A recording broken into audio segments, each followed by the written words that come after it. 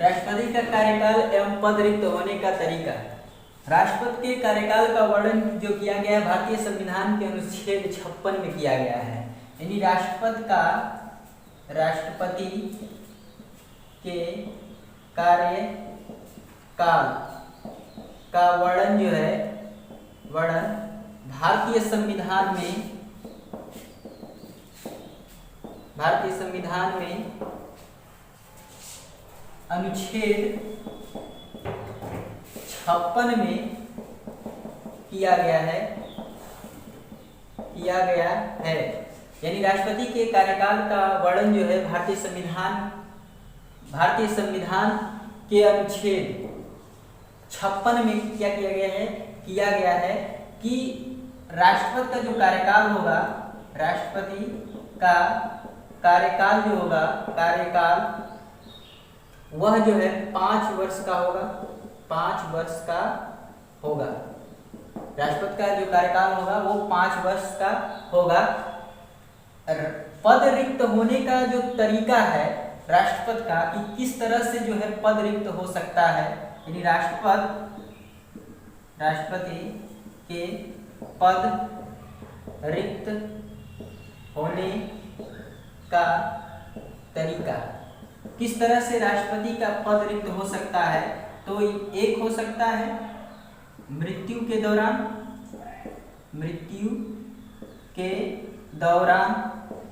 राष्ट्रपति का पद खाली हो सकता है। यदि अपने वह पद पर रहते हुए राष्ट्रपति की मृत्यु हो जाती है तो इस तरह से मृत्यु के दौरान जो है राष्ट्रपति का पद खाली हो सकता है। या राष्ट्रपति अपनी इच्छा अनुसार त्याग पत्र दे, यानी इच्छा अनुसार त्याग पत्र दे, मृत्यु के दौरान खाली हो सकता है। या राष्ट्रपति का चुनाव रद्द हो जाए, राष्ट्रपति का चुनाव रद्द होने पर यानी क्या हो सकता है, राष्ट्रपति का चुनाव क्या हो सकता है, रद्द होने पर राष्ट्रपति का पद जो है खाली हो सकता है।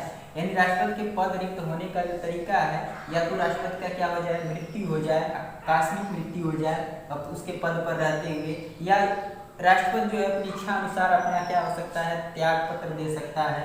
तो उस पर भी क्या हो सकता है, राष्ट्रपति के पद खाली हो सकता है। राष्ट्रपति का जो चुनाव रद्द होने पर, यानी राष्ट्रपति का जो चुनाव होता है वो रद्द होने पर राष्ट्रपति का पद क्या हो सकता है, खाली हो सकता है।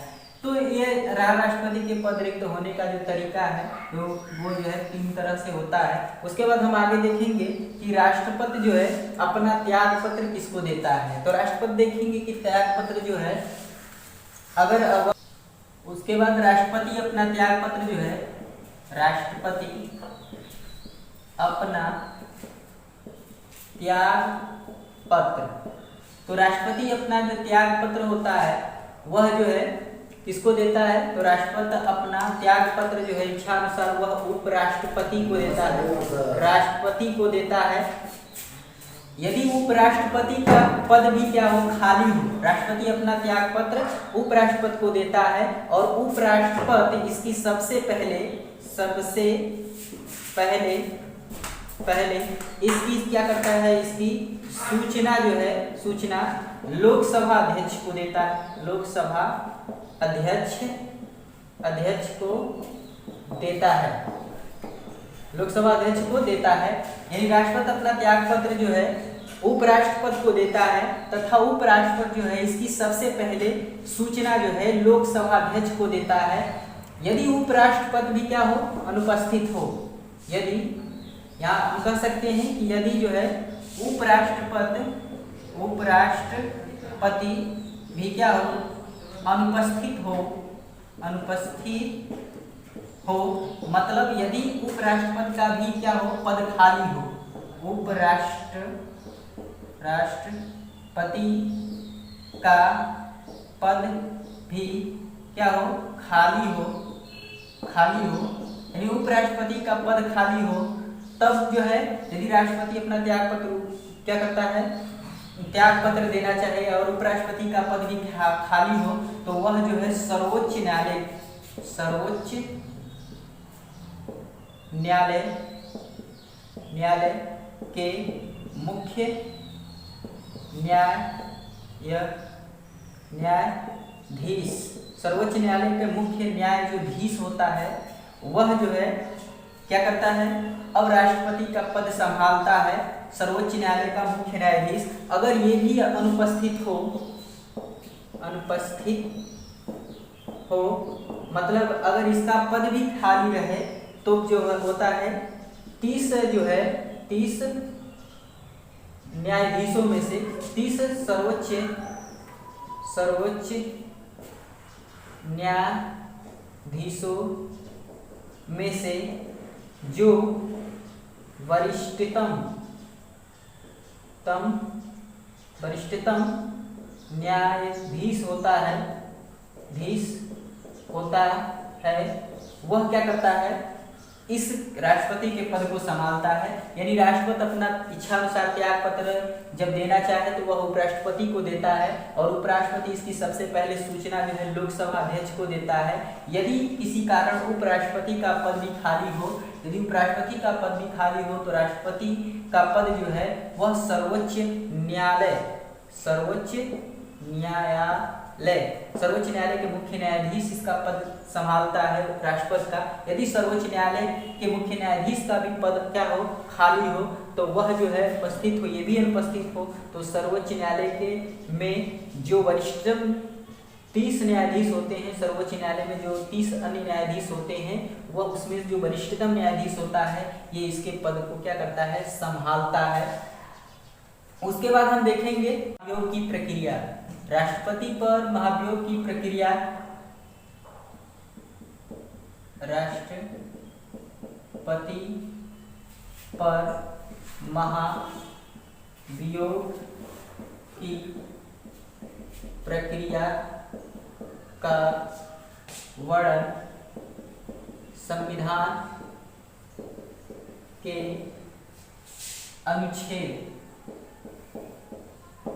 अनुच्छेद 61 में किया गया है। यानी राष्ट्रपति पर महाभियोग की प्रक्रिया का जो वर्णन है संविधान के अनुच्छेद 61 में किया गया है। महाभियोग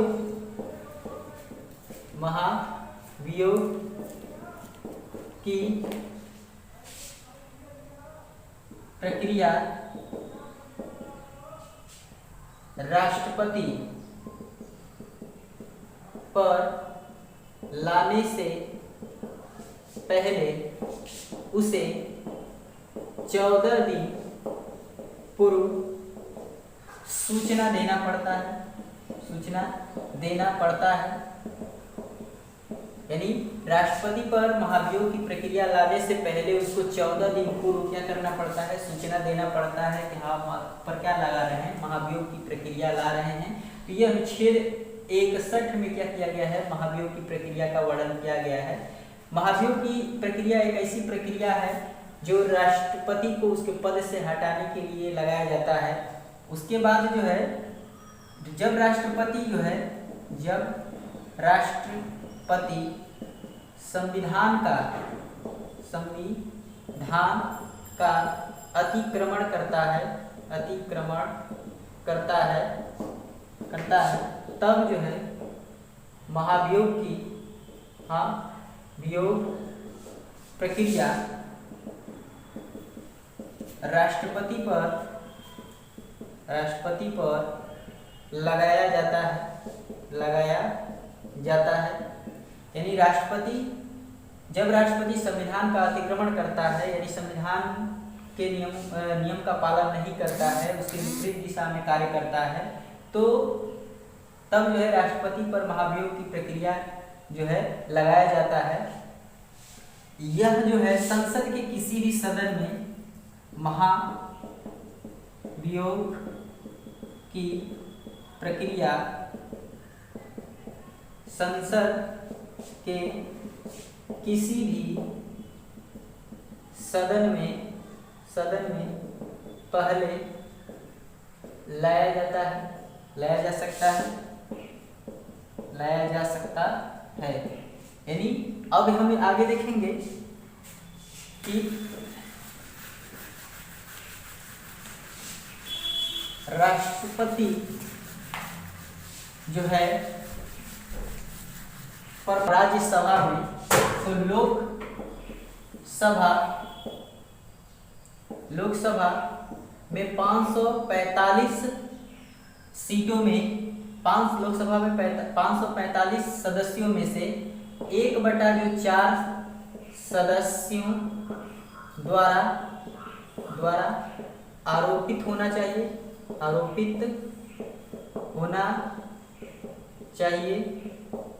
यानी 1/4 सदस्य लोकसभा में अगर आरोपित कर दे और जो है 2/3 सदस्यों द्वारा, यानी कुल सदस्य का 1/4 सदस्यों द्वारा आरोपित होना चाहिए तथा 2/3 सदस्यों द्वारा प्रस्ताव पारित होना चाहिए,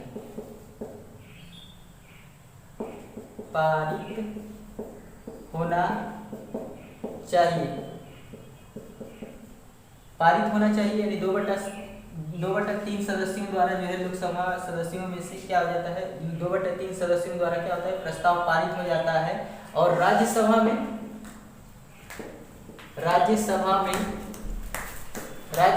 245 सदस्यों में जो है 2/3 कुल सदस्य का 2/3 सदस्यों द्वारा प्रस्ताव पारित होने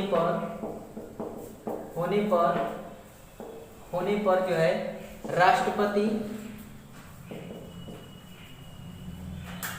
पर महाभियोग की प्रक्रिया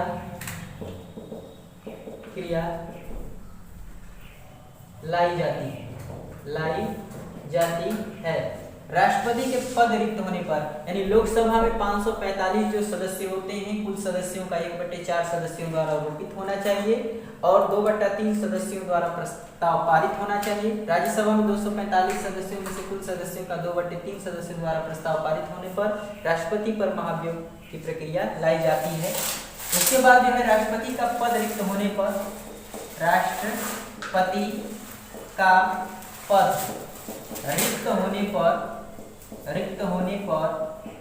6 माह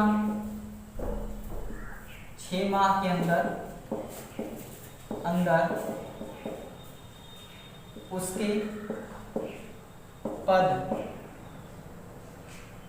उसके पद पर चुनाव कराकर भर लेना चाहिए। यानी राष्ट्रपति का पद रिक्त होने पर 6 माह के अंदर उसके पद को क्या कर लेना चाहिए, चुनाव कराकर क्या होना चाहिए, भर लेना चाहिए।